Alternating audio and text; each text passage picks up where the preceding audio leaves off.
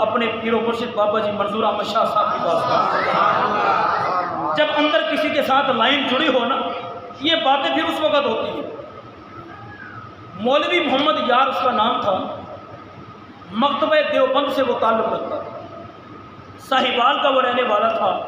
وہ بھی ساہیوال کی مسجد کے اندر امام و خطیب تھا اور درس قرآن دیتا تھا۔ آج سے تقریباً 40-50 سال پہلے کی یہ بات ہے، اور یہ مکمل تفصیل کے ساتھ میرے پاس ہی موجود ہے اور ہمارے مدرسہ جامعہ فریدہ ساہیوال میں بھی موجود ہے۔ بس مختصر کرم بات بڑھتی بڑھتی یہاں تک پہنچی کہ بابا جی حضور سرکار اور اس مولوی محمد یار کا مناظرہ طے ہو گیا۔ کیا طے ہو گیا؟ مناظرہ۔ ہم نے مناظرہ کیا، آپ نے فرمایا ٹھیک۔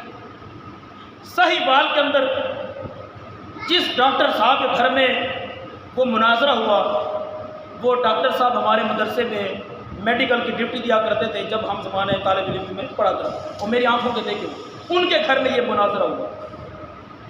مکمل تفصیل میں نے آپ کو پہلے بتا دیا، وہ موجود ہے، مختصر کر رہا ہوں۔ اس کے گھر میں مناظرہ ہوا، بات چیت آگے بڑھی، مناظرہ ہوا عقائد اہل سنت کو۔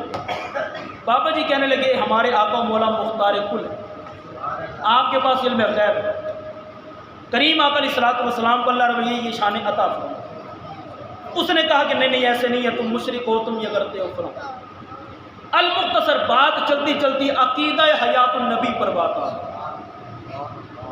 بابا جی سرکار نے قرآن و حدیث سے بے شمار دلائل دیے، اور جن کی گٹی دے وچ شامل ہوگا کہ مننا نہیں، تو پھر جو بھینس کا کے بین بجاتے رہو۔ لیکن جو عالم ہوتا ہے نا، وہ دلیل سے بات کرتا ہے، وہ دلیل سے بات کرتا ہے۔ اور میں آپ سے ہر مرتبہ کہا کرتا ہوں، ہم فرقہ واریت والے نہیں ہیں، ہم فرقہ واریت نہیں پھیلاتے۔ ہمارے ساتھ اگر کوئی بات کرے وہ دلیل کے ساتھ بات کرے، ہم بات کرنے کے لیے تیار ہیں۔ جو ہوا میں تیر مارے ہمیں اس کے ساتھ کوئی تعلق نہیں ہے، اور بد عقیدہ کے ساتھ تو ویسے ہمارا کوئی تعلق نہیں ہے۔ اللہ اکبر۔ بات عقیدہ حیات النبی پر آ گئی۔ آپ نے فرمایا بڑے دلائل دیے، لیکن اس نے کہا نہیں، میں حیات مصطفیٰ کا قائل نہیں۔ بات چلتی گئی، بابا جی حضور آگے جلال میں آپ نے کتابیں بند کی، سب کچھ سائڈ پہ رکھ دیا۔ آپ نے فرمایا اب 2 لفظوں میں مناظرہ۔ کتنے لفظوں میں؟ تو بتانا یہ چاہتا ہوں، جب اندر تار جڑی ہوئی ہو نا، اندر تعلق ہو، کچھ ہو، تو پھر یہ سب کچھ ہوتا ہے۔ اللہ اکبر۔ آپ نے فرمایا یہ سب لوگ بیٹھے ہیں، تو مان نہیں رہا، میں کہہ رہا ہوں تو انکار کرتا ہے، مجھے بتلا اگر مصطفیٰ کریم بنفس نفیس وجود اقدس کے ساتھ، وجود اطہر کے ساتھ اس محفل میں آ کر یہ کہتے مولوی محمد یار تو جھوٹا ہے اور منظور احمد سچا۔ سبحان اللہ۔ کسی نہیں پہنچے ہوتے۔ اگر مدینے والے مصطفیٰ وہ خدا آ کر اس محفل میں ظاہری وجود کے ساتھ یہ آ کر کہہ دیں کہ تو جھوٹا ہے اور مولوی منظور احمد سچا ہے، مان جائیں گے؟ سبحان اللہ۔ نہیں پہنچے۔ یہ جن کا عقیدہ ہو نا حیات النبی کا، میرے آقا زندہ ہے، وہ بات وہی کرتے ہیں اتنی بڑی۔ اور جو ان بدبختوں کے ساتھ بیٹھے، یاریاں نبھائے، رشتہ داریاں نبھائے، تعلق رکھے، نہ نہ نہ نہ، اپنے ایمان کی حفاظت کریں، اپنے عقیدے کی حفاظت کریں۔ قبر میں کوئی ساتھ نہیں چاہتا، نہ ماں نہ باپ نہ بہن بھائی، مولوی تو پہلے پیچھے رہ جاتا ہے، یار پہلے تو پہلے پیچھے رہ جاتے ہیں۔ وہ جڑے قبر سے بہن بھائی جاتے ہیں نا، تو وہ بھی مٹی ڈال کر پلٹ آتے ہیں۔ قبر میں ایک ہی ہستی آتی ہے جسے مدینے والے آقا کہا جاتا ہے، اس نبی کے ساتھ وفا کر، اس آقا سے پیار کر، بس ہمارا یہ ایک ہی مقصد ہے، اور کوئی مقصد نہیں ہے۔ المختصر آپ نے فرمایا کہ اگر وہ سرکار آ کر کہتے ہیں تو پھر مان جائے گا۔ بس یہ بات کرنے کی دیر تھی، اسے نظر آ گئی آنکھوں میں جو جلال ہے نا، یہ سرکار کی بارگاہ کا عطا کیا ہوا۔ یہ جو منظور احمد نے بات کی ہے نا، یہ کچے دھاگے والی بات نہیں کی، یہ ہوا میں تیر نہیں مارا، یہ واقعتاً سچ اس نے کہا ہے۔